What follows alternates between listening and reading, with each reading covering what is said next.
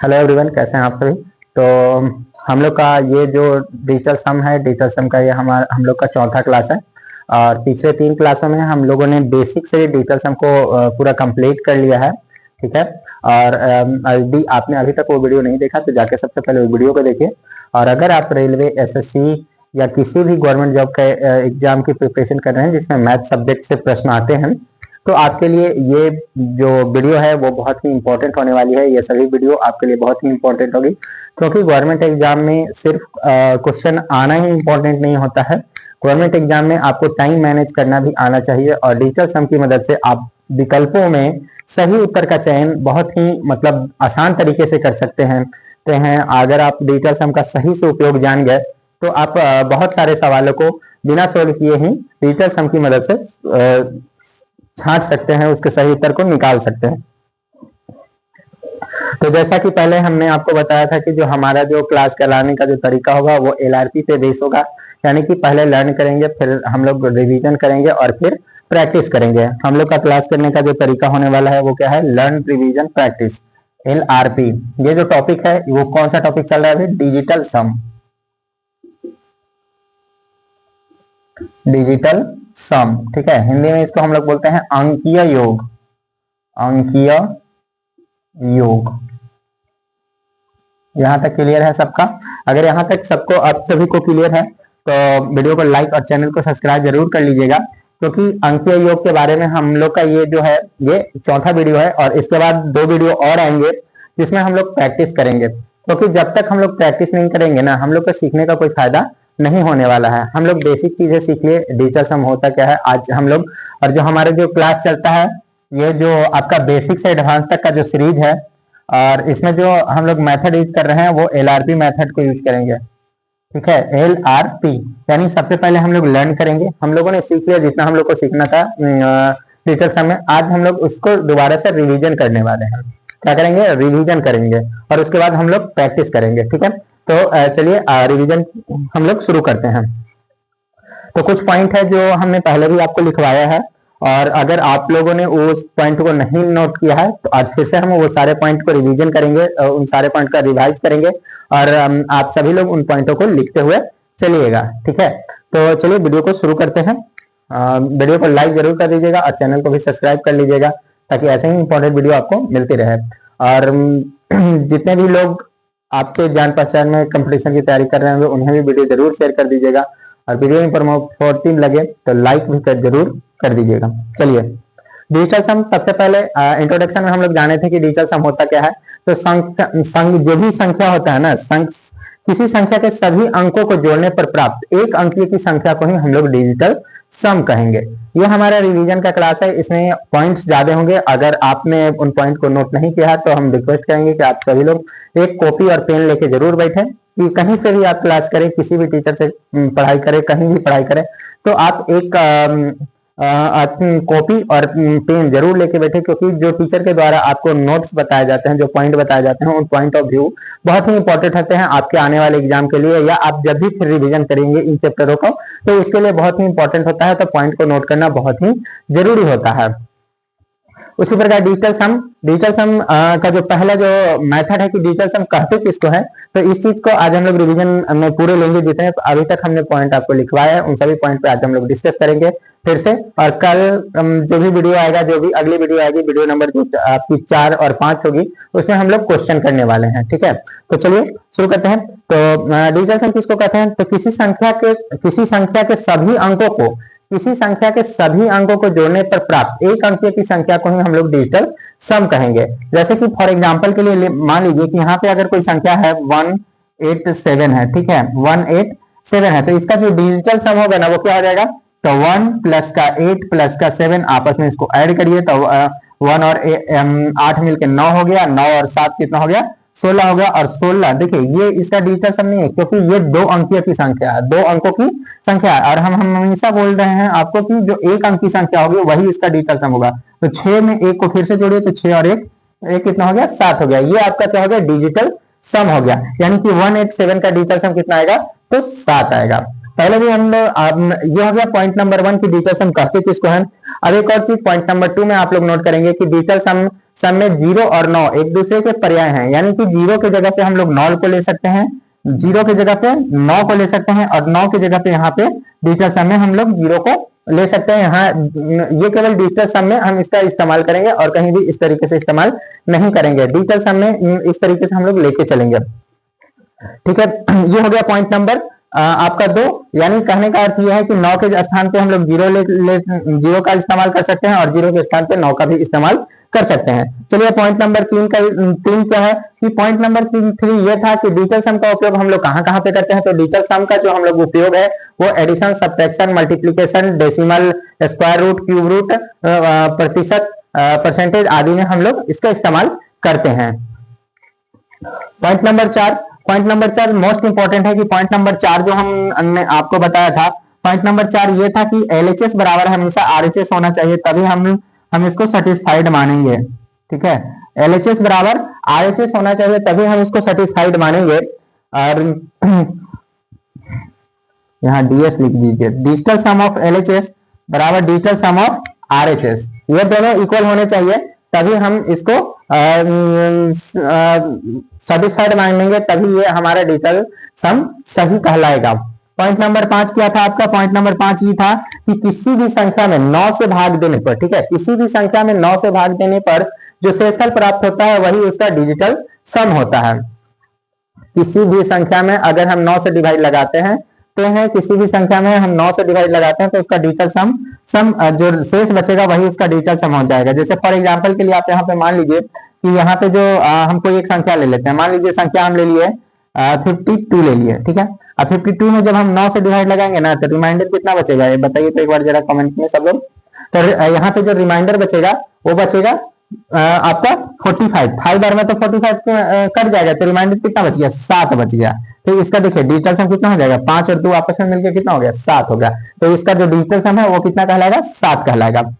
Point number 5 हो गया आपका, 4 हो गया। पॉइंट नंबर 5 में क्या याद रखना था कि किसी भी संख्या में 9 जोड़ने पर उसके डिजिटल सम में कोई भी प्रभाव नहीं पड़ता है। यानी किसी भी संख्या में अगर हम 9 का उसमें जोड़ लगा देते हैं तो उस संख्या में उसके डिजिटल सम में कोई भी प्रभाव हमको देखने को नहीं मिलेगा। क्यों नहीं मिलता है ये भी हमने आपको बताया था, क्योंकि 9 और 0 एक दूसरे के पर्याय है। हम यहाँ पे 187 मान लीजिए, यहाँ पे अगर इसका डिजिटल सम निकालना था तो हम 8 और 1 को मिला के 9 बना रहे थे, तो यहीं पे 8 और 1 को काट देते तो क्या हमारा 7 डिजिटल सम यही आ जाता है। इसलिए कोई भी संख्या में 9 को 0 और 0 को 9 माना गया है, इसलिए कोई भी प्रभाव नहीं पड़ता है। पॉइंट नंबर 6, किसी भी मल्टीप्लीकेशन की प्रक्रिया में यदि आपको 9 दिखे या 9 का कोई मल्टीपल दिखे, ठीक है, किसी भी मल्टीप्लीकेशन की प्रक्रिया में आपको 9 दिखे या 9 का कोई भी मल्टीपल दिखे और वो डिनोमिनेटर से कैंसल आउट नहीं होता है, यानी वो हर से अगर नहीं कट रहा है तो इसका जो डिजिटल सम होगा वो कितना होगा? 9 होगा। मान लीजिए कि कोई एक इक्वेशन है जिसमें आपको 9 से कटने वाला कोई संख्या, मान लीजिए 6, 3 है यहाँ पे और 4, 8 कुछ भी है समथिंग है, और मान लीजिए नीचे में आपका 2 है 4 है, ठीक है, 2 है 4 है। तो इसका जो राइट आंसर आएगा ना वो क्या आएगा कि इस ऊपर वाले का जो डिजिटल सम होगा वो कितना आएगा? ऊपर वाले का डिजिटल सम 9 आएगा, ठीक है, ऊपर वाले का डिजिटल सम 9 आएगा। तो जो भी इसका जो सही उत्तर आएगा, विकल्प आएगा, उसका डिजिटल सम भी कितना होना चाहिए? 9 होगा। तो इस तरीके से हम लोग बनाते चलेंगे, आगे सीखते चलेंगे, लेकिन कैंसल आउट ये वाला 9 नहीं होना चाहिए, ठीक है। यहाँ पे देखिए 9 गुना का 7 लिखा हुआ है एक तरीके से, ठीक है, 9 गुना का 7 लिखा हुआ है तभी 63 लिख सकते हैं। तो ये 9 यहाँ से कैंसल आउट नहीं होना चाहिए। अगर किसी कारण से अगर ये 9 कैंसल आउट हो जा रहा है तब उसका डिजिटल सम चेंज हो जाएगा, लेकिन अगर 9 कैंसल आउट नहीं हो रहा है यानी नहीं नीचे हर से कट रहा है तब इसका डिजिटल सम कितना रहेगा? हमेशा 9 रहेगा। अब आगे बढ़ते हैं। और क्या है कि 7वां जो पॉइंट है आपका कि कैंसल आउट अगर नहीं होता है तो उसका डिजिटल सम 9 रहेगा। डीएस का मान हमेशा, और एक और चीज बताए थे आपको कि जब भी आप सब्ट्रैक्ट करिएगा तो अगर कभी भी डिजिटल सम का मान ऋणात्मक आता है, ठीक है, डिजिटल सम का मान कभी भी आपका ऋणात्मक आता है तो हम कभी भी डिजिटल सम का जो मान है वो ऋणात्मक नहीं हो सकता। इन केस अगर कभी ऋणात्मक आ भी जाए तो उसमें हम लोग क्या करेंगे? 9 को ऐड कर लेंगे और उस ऋणात्मक मान को घटा के जो भी हमारा जो वास्तविक मान आएगा वही हमारा डिजिटल सम कहलाएगा, ठीक है। ठीक है, वही हमारा डिजिटल सम कहलाएगा। जैसे मान लीजिए यहाँ पे अगर 6 नंबर एक पॉइंट है कि यहाँ पे रहता है 2 और 1 है, 2 और 1 में से हमको मान लीजिए कि 44 को माइनस करना है, तो देखिए तो यहाँ पे डिजिटल सम कितना आएगा, 3 आएगा, और यहाँ पे डिजिटल सम कितना आ रहा है, 8 आ रहा है, तो यहाँ माइनस का 5, तो माइनस का 5 कभी भी डिजिटल सम नहीं हो सकता है। तो यहाँ पे क्या करेंगे, प्लस में को इसमें 9 को ऐड कर लेंगे, तो इसका डिजिटल सम कितना आएगा, 4 आएगा। यानी कि जो इसका जो सही उत्तर होगा ना वो कितना आएगा, 4 आएगा। सही उत्तर कितना आएगा, 4 आएगा। 4 वाला जो रहेगा ना वही इसका सही उत्तर कहलाएगा। अब आगे बढ़ते हैं। फिर देखिए जो 8वां नंबर जो पॉइंट है, अगर किसी मान बताएंगे आपका 9 नंबर पॉइंट है, जब भाग का कंडीशन होता है ना, जब डिवाइड का कंडीशन होता है तो अंश का कोई भी प्रभाव नहीं पड़ता इक्वेशन पे, अंश से कोई भी प्रभाव नहीं पड़ता है, लेकिन हर से प्रभाव पड़ता है, हर से प्रभाव पड़ता है। हम पिछले वीडियो में ही आपको बताए थे कि अगर हर में 3, 6, 9 हो, ठीक है, अगर डिजिटल सम जो हर का जो डिजिटल सम है, चलिए एक बार इसको भी समझते हैं हम लोग, देखते हैं क्या है मैटर। तो यहाँ पे देखिए अगर हर का डिजिटल सम, ठीक है, हर का डिजिटल सम 3, 6, 9 है, 3, 6, 9 है, तो वहां पे हम लोग डिजिटल सम का इस्तेमाल नहीं कर सकते। मान लीजिए ऊपर में कोई संख्या है, 3 है, 4 है, 2 है, और नीचे में आपका जो डिजिटल सम है वो आ रहा है 1, 1, 1 है, ठीक है, 1, 1, 1 है, तो ऊपर वाले का डिजिटल सम कितना आ गया, 4, 3, 7, 2, 9 आ रहा है, और नीचे वाले का डिजिटल सम कितना आ रहा है, 3 आ रहा है। तो ऊपर वाले से हमको कोई भी मतलब नहीं है कि ऊपर में 3 है कि 6 है कि 9 है कि 1 है कि 2 है कि या कितना भी है, कोई मतलब नहीं है। नीचे वाले से मतलब है, नीचे में क्या नहीं होना चाहिए, 3 नहीं होना चाहिए, 6 नहीं होना चाहिए, और 9 नहीं होना चाहिए। इन केस अगर 3, 6 और 9 है, 3, 6 और 9 है, तो हम सबसे पहले क्या प्रयास करेंगे कि ये 3, 6 और 9 को हम लोग यहाँ से हटाने का प्रयास करेंगे। सबसे पहला काम है हमारा कि 3, 6, 9 को यहाँ से हटाना है, और हटाने के बाद, ठीक है, पहले 3, 6, 9 को कैंसिल करेंगे, मतलब काटेंगे, और 3, 6, 9 को यहाँ से हटाएंगे। 3, 6, 9 को हटाने के बाद फिर यहाँ पे हम लोग क्या करेंगे कि जो हमारा जो हर होगा उसको हम लोग 1 बनाने का प्रयास करेंगे, ठीक है, उसको कितना बनाने का प्रयास करेंगे, 1 बनाने का प्रयास करेंगे। यानी कि जो हमारा जो डिजिटल सम रहेगा ना, 3, 6, 9 के अलावा क्या संख्या बच गई, एक तो संख्या 2 बच गया, ठीक है, दूसरी संख्या क्या बच गया आपका 4 बच गया, और तीसरी संख्या क्या बच गया, 5 बच गया, और एक संख्या और बच गया जो कि 8 बच गया, और एक और संख्या बच गया जो कि 7 बच गया, ठीक है, एक और संख्या जो कि 7 बन गया। तो अगर ये संख्याएं आती हैं, ये संख्याएं आती हैं, तो हमने पहले भी जब डिवाइड बता रहे थे आपको, तो उसमें बताया कि अगर ये संख्या आ रहे हैं तो ऊपर नीचे कितने से गुना करना है। अगर नीचे 2 आ रहा है तो 5 से गुना करेंगे, अगर 5 आ रहा है तो 2 से गुना करेंगे, अगर 7 आ रहा है तो 4 से गुना करेंगे, अगर 4 आ रहा है तो 7 से गुना करेंगे, और 8 वाला कंडीशन में हमेशा 8 से ही गुना करते हैं। क्यों गुना करते थे इसको भी हमने बताया आपको, क्योंकि 5 में अगर ऊपर नीचे मान लीजिए यहाँ पे कोई संख्या है 2 है, नीचे में कोई संख्या भी 2 है, नहीं ऊपर में कोई संख्या और मान लेते हैं हम लोग, ठीक है, ऊपर में संख्या है 53 है, नीचे 2 है। अब इसको हम लोग क्या कितना बनाना है, हमारा डिजिटल सम यहाँ पे 11 लिख लेते हैं, ठीक है, नीचे की जो संख्या है वो कितना आ रहा है, डिजिटल सम इसका 2 आ रहा है। अब इसको हमको कितना बनाना है, इसको हमको बनाना है कितना, तो इसको हमको बनाना है 1, ठीक है, तो ऊपर नीचे 5 से गुना कर लेंगे, तो यहाँ देखिए 1, 1, 2 हो गया, 2 में 5 से गुना होगा तो कितना आएगा 10, और 10 का डिजिटल सम कितना आएगा 1 आएगा, और 1 से किसी भी संख्या में अगर हम लोग डिवाइड लगाएंगे तो उसका कोई भी इफेक्ट नहीं पड़ता है, इसीलिए हम लोग नीचे वाले को हर को हमेशा 1 बनाने का प्रयास करते हैं। तो यहाँ तक क्लियर है, तो वीडियो को लाइक जरूर कर दीजिएगा। और ये हो गया आपका पॉइंट नंबर 9। अगर इन केस 3, 6, 9 को अगर हम लोग कैंसल आउट नहीं कर पाते हैं तो वहां पे फिर हम लोग डिजिटल सम का इस्तेमाल नहीं करेंगे। चलिए आगे चलते हैं। ये वाला पॉइंट भी आप लोग नोट करके चलिएगा कि अगर डिजिटल सम के हर में 2 आता है तो उसको हम लोग 5 के साथ गुना करेंगे, एक दूसरे के पर्याय बना लीजिए कि ये रहेगा तो ये करेंगे, ये रहेगा तो ये करेंगे। यहाँ पे अगर 7 रहेगा तो कितना करेंगे, 4 से करेंगे, अगर 4 रहेगा तो 7 से करेंगे, यहाँ 4 रहेगा तो 8 रहेगा तो 8 से ही हम लोग गुना करना है, 8 रहेगा तो हमेशा 8 से ही गुना करना है, ये एक दूसरे में चेंज होते रहेंगे, इसको याद रखना है। अब चलिए अब हम लोग पॉइंट नंबर 12 की ओर बढ़ते हैं। पॉइंट नंबर 12 क्या है, वर्गमूल। वर्गमूल डिवाइड तक हम लोगों ने सीख लिया, वर्गमूल में क्या है, तो वर्गमूल के अंकों का योग स्वयं के गुना करने पर वर्ग के अंकों के योग के बराबर होता है। जब भी अगर मान लीजिए हमको कोई वर्गमूल निकालना है, ठीक है, जब आप ग्रुप डी का एग्जाम दीजिएगा उसमें आपको कहीं क्वेश्चन देखने को मिल जाएगा कि वर्गमूल निकालिए, और एक बड़ी सी संख्या का वर्गमूल निकालने के लिए आपको वहां पे देखने को मिलता है। अब वर्गमूल निकालेंगे तो वहां पे तो बहुत मतलब एक जो बेसिक मेथड होता है वर्गमूल निकालने का, उसमें तो टाइम लगता है। और वर्गमूल क्या होता है, वर्ग और वर्गमूल क्या होता है, वर्ग क्या होता है, किसी संख्या को दो बार गुना किया गया है, ठीक है। वर्ग क्या कहता है, क्या होता है, वर्ग, एक होता है वर्ग मूल, ठीक है, वर्ग और वर्ग मूल, ठीक है, वर्ग और वर्ग मूल। वर्ग क्या होता है, किसी संख्या को दो बार किया गया। जैसे कि अगर यहाँ पे हम बोले कि 15 का वर्ग बताइए, 15 को अगर हम वर्ग में बोलते हैं 15 का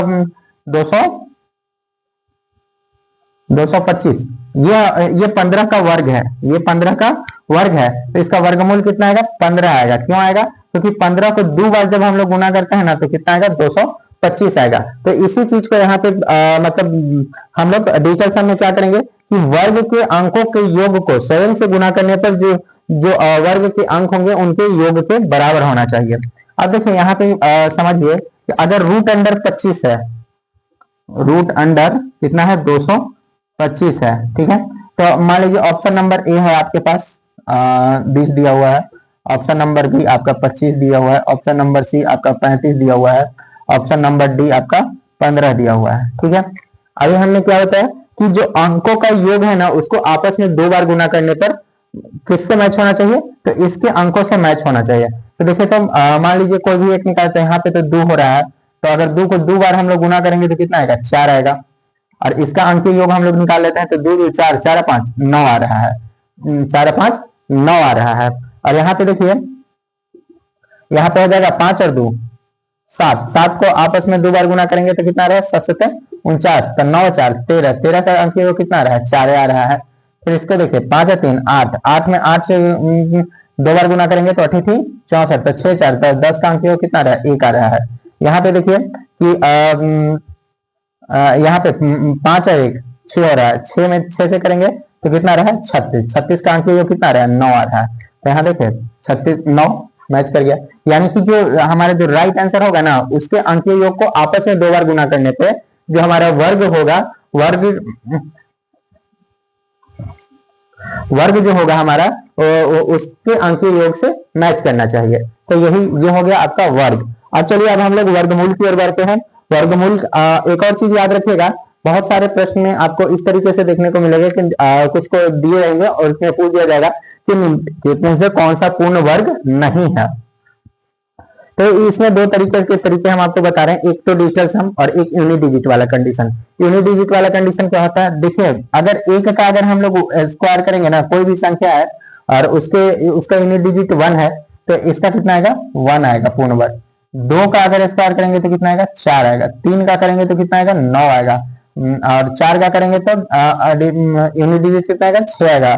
5 का करेंगे तो 5 आएगा, 25 आएगा तो 5 आएगा, ठीक है। उसी प्रकार यहाँ पे अगर 6 का करते हैं तो 36 होगा, तो मतलब 6 आएगा।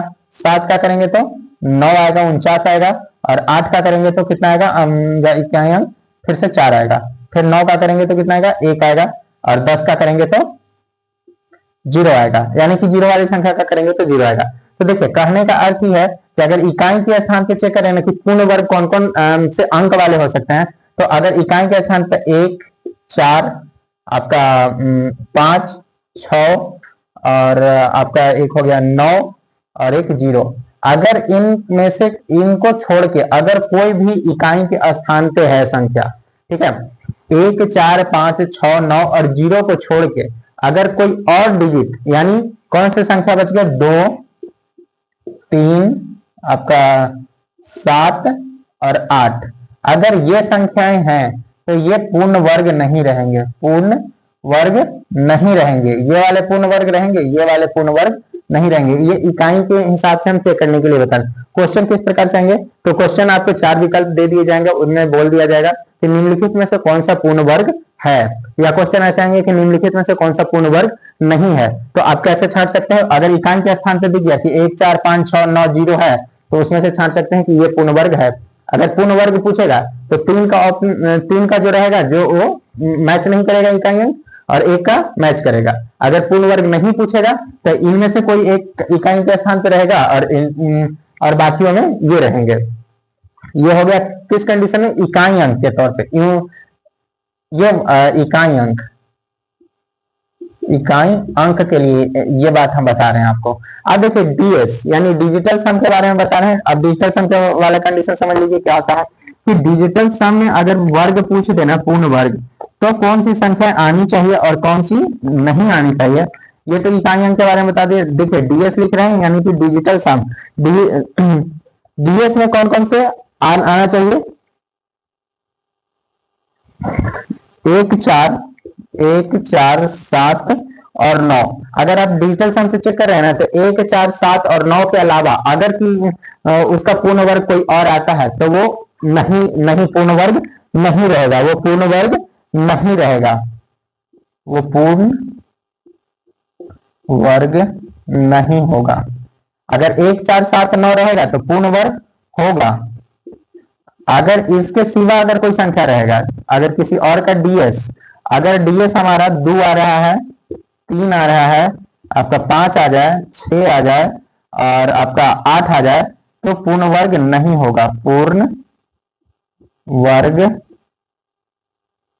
नहीं होगा, पूर्ण वर्ग नहीं होगा। अगर 1 4 7 9 आता है, डिजिटल सम आता है, तो वो संख्या पूर्ण वर्ग होगी। अगर 2 3 5 6 8 अगर आता है तो पूर्ण वर्ग नहीं होगा। जैसे समझिए बात को कि अगर रूट अंडर देखिए यहाँ पे कितना है 200, कोई बड़ी संख्या लेते हैं, ठीक है। चलिए यहाँ पे हम कोई बड़ी संख्या ले लेते हैं, 441 ले लेते हैं हम लोग, ठीक है।